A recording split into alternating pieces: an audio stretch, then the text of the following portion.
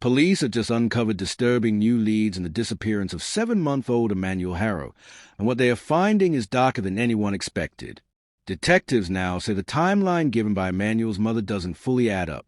Small contradictions in her statements have raised red flags, forcing investigators to re-examine every detail of her account. At the same time, attention has turned to Emmanuel's father. Records reveal a troubling past that could hold key answers to what really happened that night. With these revelations, police believe they are finally piecing together a puzzle that could change the entire course of the case. But the biggest question remains: will these disturbing new leads bring them closer to finding baby Emmanuel, or expose a truth too dark to imagine? Emmanuel's mother, Rebecca Haro, claimed she was attacked while changing his diaper outside a sporting goods store in Yucaipa, California. She told investigators that a stranger came out of nowhere, struck her, and left her unconscious. When she finally came to, just moments later, her baby, 7-month-old Emmanuel, was gone without a trace. It was a shocking story. At first, the community believed her. The idea that a young mother could be assaulted in broad daylight, in a public place, was terrifying. Parents across Yucaipa began to fear for their own children, wondering if a predator was lurking in their city. But detectives weren't convinced. Almost immediately, inconsistencies began to surface. Witnesses in the area reported that they hadn't seen any kind of struggle, no suspicious figure running away, no frantic screams. Surveillance footage from nearby businesses didn't show the supposed attacker, and the timeline Rebecca gave them just didn't add up. When investigators pressed her on these contradictions, asking for clarity, pushing for details, Rebecca's composure began to crack. She grew defensive, avoided direct answers, and then, in a stunning move, she stood up, walked out of the interview room, and ended the conversation. That moment was a turning point. Detectives then asked her to take a polygraph test to help clear her name, but she flatly refused. To seasoned investigators, that refusal spoke volumes. Instead of narrowing the search for a mysterious kidnapper, suspicion began to shift inward, toward the very person who claimed to be the victim. From that point on, the disappearance of baby Emmanuel was no longer treated as a random abduction by a stranger in a parking lot. Detectives began to fear they were dealing with something much darker, something closer to home. The search for baby Emmanuel officially began on August 14, 2025. What started as a desperate missing child call quickly escalated into one of the most intense investigations Yucaipa had seen in years. Police swarmed the area around the sporting goods store where Rebecca claimed the attack happened. K-9 units were deployed immediately, their handlers leading them across parking lots, alleyways, and open fields, hoping to catch even the faintest trace of Emmanuel's scent. Detectives pulled hours of surveillance footage from nearby businesses, gas stations, and traffic cameras, looking for any sign of a suspect, a suspicious vehicle, or Emmanuel himself.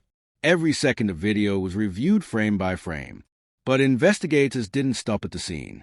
Within hours, they had obtained search warrants for the Haro family home. Teams of officers combed through every room, every closet, every corner of the property, collecting evidence, photographing details, and bagging anything that might hold answers. And in a chilling move that sent shockwaves through the community, authorities also removed Emmanuel's 2-year-old sibling from the home and placed the child into protective custody.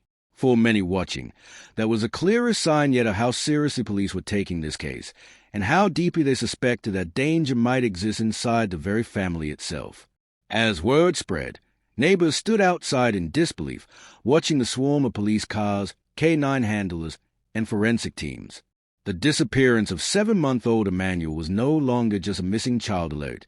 It had become a full-scale criminal investigation. And here's where the new leads take a disturbing and almost unbelievable turn. The first major breakthrough came when investigators seized a vehicle tied to Emmanuel's father, Jake Haro. Police had already been circling around him, but once they got their hands on that car, the direction of the investigation shifted dramatically. Sources close to the case confirmed that forensic teams immediately began combing through the vehicle, testing fibers, swabbing for DNA, and looking for any sign that Emmanuel might have been inside. To the public, it may have just looked like another impounded car, but for detectives, it was a potential crime scene on wheels. What made this even more troubling was Jake's past. He isn't just another parent under stress. He carries a criminal record that sends chills down the spine. In 2023, Jake was convicted of child cruelty, a charge that already placed him under watchful eye of law enforcement. And he wasn't just convicted, he's still on probation. That means every move he makes, every mistake, is supposed to be monitored. So the question investigators are now quietly asking is, how does a man with a documented history of cruelty toward children end up at the center of a case where his infant son has mysteriously vanished? But the digging didn't stop with Jake. Investigators began looking into the wider Haro family, and what they uncovered was even more unsettling. Court records show that Rebecca's own brother is a convicted murderer. In 2017, he was sentenced to the brutal killing of his girlfriend, a crime described in court documents as a vicious, rage-fueled attack. It was a kind of crime that leaves scars not just on the victim's family, but on the perpetrators as well. And now, years later, his sister is tied to the disappearance of her own baby. For detectives, this wasn't just coincidence. It raised a haunting possibility that violence may run deeper in this family than anyone realized. And then came the third, and perhaps most damning, revelation. Police secured surveillance footage from the Big Five sporting goods store, the very place where Rebecca claimed she was attacked while changing Emmanuel's diaper. Investigators pored over those tapes, and what they saw did not line up with her story. Her movements in and out of the store didn't match the timeline she gave. Certain details she swore by were contradicted by the cold, unblinking eye of the camera. Detectives aren't just looking at the footage casually. They brought in forensic video analysts to map Rebecca's exact steps. Frame by frame, minute by minute, they're reconstructing her night. Where she parked, how long she was inside, the precise moment she said the attack occurred. Every inconsistency becomes another thread to pull, and every thread brings them closer to unraveling the truth. By now, the community's fear had shifted into shock. At first, everyone wanted to believe Rebecca's story, that a stranger had attacked her, that a dangerous kidnapper might be roaming free. But as the facts came out, the father's conviction, the family's violent history, and the surveillance contradictions, people began asking darker questions. Was this really the work of an unknown predator? Or had something happened within the Haro family itself? Neighbors who once prayed for Emmanuel's safe return are now whispering behind closed doors, questioning whether justice for the baby means looking far closer to home than anyone wanted to admit. And with every new revelation, the case becomes less about a missing child and more about a haunting mystery of betrayal, secrets, and buried violence. With every new lead, the case looks less and less like a random kidnapping and more like something sinister within the Haro family itself. Investigators are quietly shifting their focus from the idea of a stranger abduction to the possibility that the truth lies much closer to home.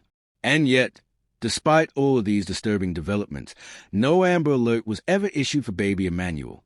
Authorities insist their hands were tied. They had no clear suspect description, no vehicle, no license plate number.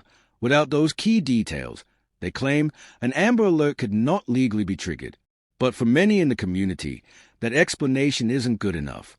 A 7-month-old vanished under violent and mysterious circumstances. To them, that should have been more than enough to sound the alarm. Parents, neighbors, and even strangers online are questioning why one of the most powerful tools for saving children was never used. That decision has left a deep crack in public trust. Some now believe the system failed Emanuel before the search even truly began. And the longer he remains missing, the louder those questions grow. The disappearance of baby Emmanuel Haro has revealed more than just a missing child case. It's exposed a tangle of contradictions, criminal history, and disturbing family secrets. Every new lead seems to pull investigators further away from the idea of a random kidnapping and